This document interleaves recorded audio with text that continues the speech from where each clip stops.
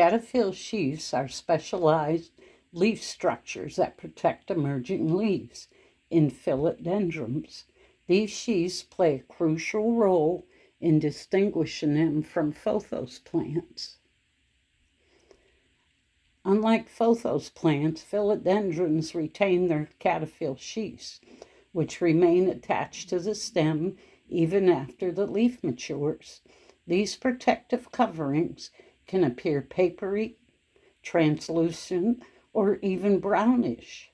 By paying attention to these distinct cataphyil sheaths, you easily tell Philodenrons apart from Pothos. So here's the cataphyil sheaths. Mine are brownish in color.